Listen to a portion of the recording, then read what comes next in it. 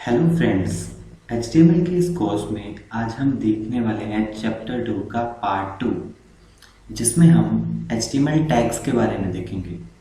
Part 1 में हमने कुछ HTML टैग्स को कवर किया था, तो पार्ट 2 में आज हम कुछ टैग्स को और कवर करेंगे। तो आइए चलिए देखते हैं HTML टैग्स। IMG टैग हम यूज़ करते हैं अपने वेब पेजेस पर कुछ इमेजेस को डिस्प्ले करवाने के लिए। IMG टैग एक एम्पटी टैग है और इसके साथ हमें कुछ एट्रीब्यूट्स यूज़ करने पड़ते हैं, like SRC attribute which stands for the source. तो HTML में हम इमेज टैग का यूज़ करने से पहले एक बार देख लेते हैं कि HTML एट्रीब्यूट्स क्या होते हैं। तो HTML में हर एलिमेंट के कुछ एट्रीब्यूट्स होते हैं। एट्रीब्यूट्स का काम क्या होता है? एट्रीब्यूट्स एलिमेंट्स के बारे में कुछ एडिशनल इंफॉर्मेशन प्रोवाइड करवाते हैं। एट्रीब्यूट्स हम हमेशा स्टार्टिंग टैग में लिखते हैं और एट्रीब्यूट्स नेम और वैल्यू के पेयर्स में अवेलेबल होते हैं।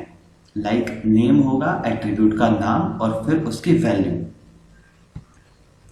तो यहाँ हमारे पास है इमेज टैग के कुछ एट्रीब्यूट्स, लाइक SRC एट्रीब्यूट। ये यूज़ किया जाता है इमेज का सोर्स या URL लिखने के लिए।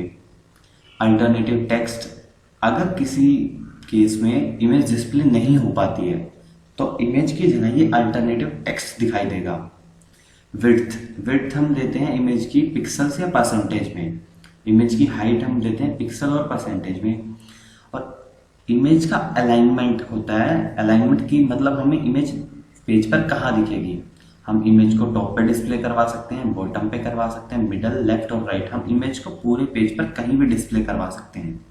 उसके बाद आता है इमेज का बॉर्डर, जो कि हम पिक्सल्स में देते हैं कि हमें इमेज का कितना बॉर्डर चाहिए।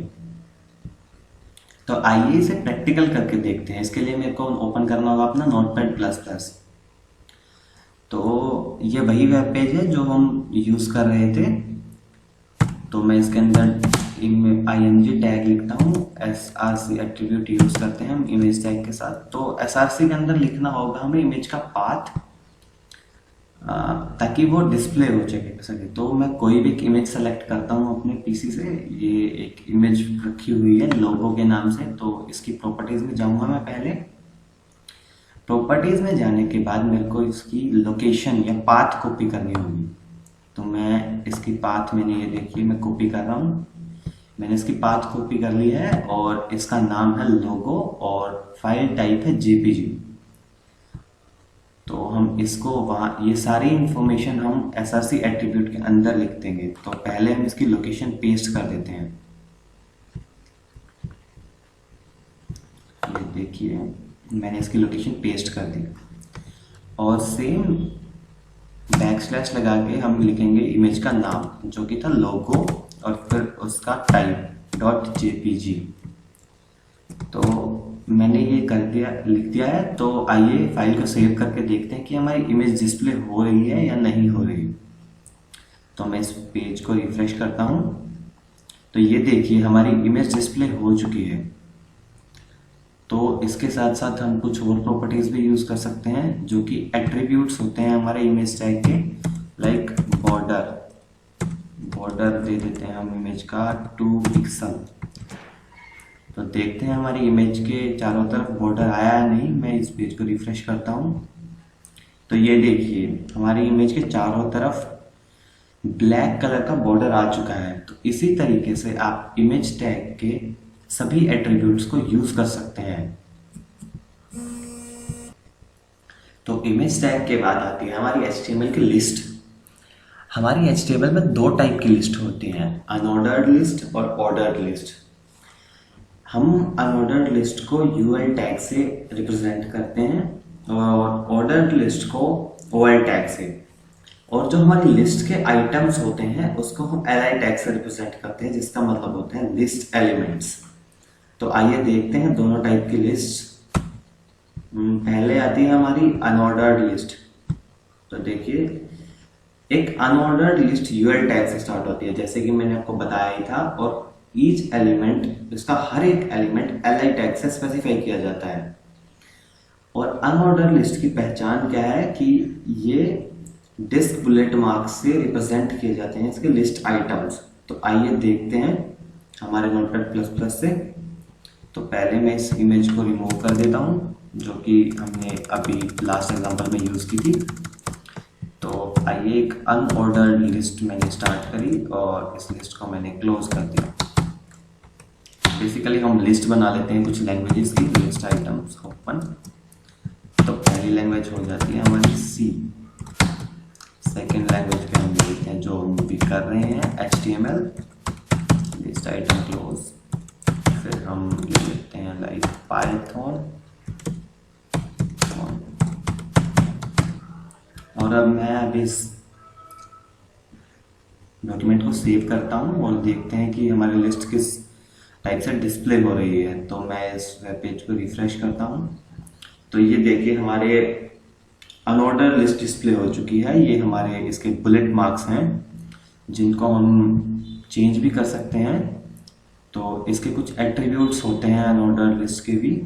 तो ये देखिए इसके एट्रीब्यूट्स। तो एट्रीब्यूट्स में हम यूज़ कर सकते हैं स्क्वायर, डिस्क और सर्कल। जैसे अभी हमारे बाय डिफॉल्ट तो हमारी डिस्क आई थी, तो अब इनको चेंज कर सकते हैं। हम स्क्वायर भी लेके आ सकते हैं।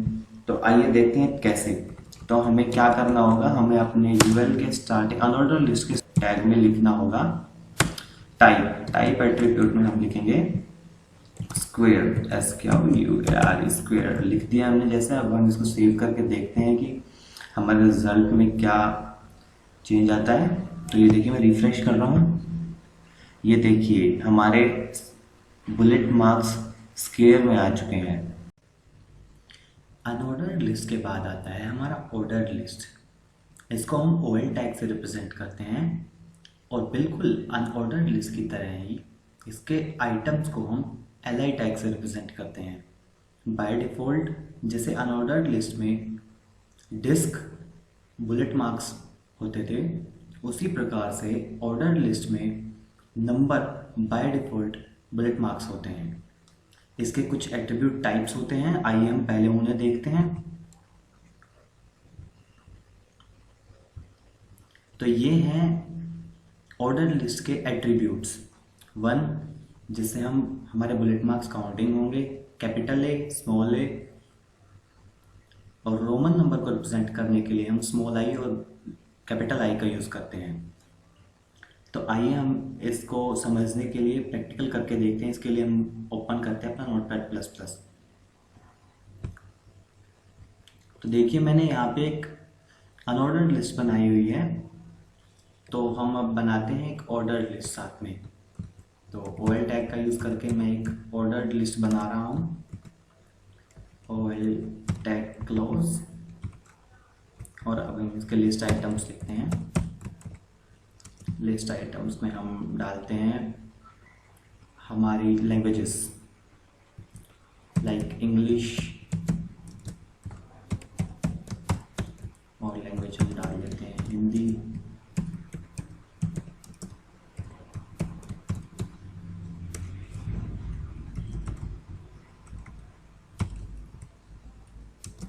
एक और लिस्ट आइटम हम डाल लेते हैं उर्दू, और हम डाल सकते हैं संस्कृत।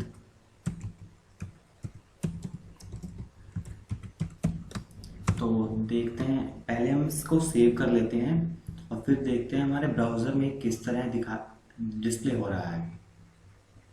तो मैं इसको रिफ्रेश करता हूँ। तो ये देखिए बाय डिफ़ॉल्ट ये नंबर्स आ रहे हैं। तो हम इसमें एट्रीब्यूट्स अप्लाई कर सकते हैं हमारे, जिससे कि हमारे बुलेट मार्क्स किसी और वे में दिखें।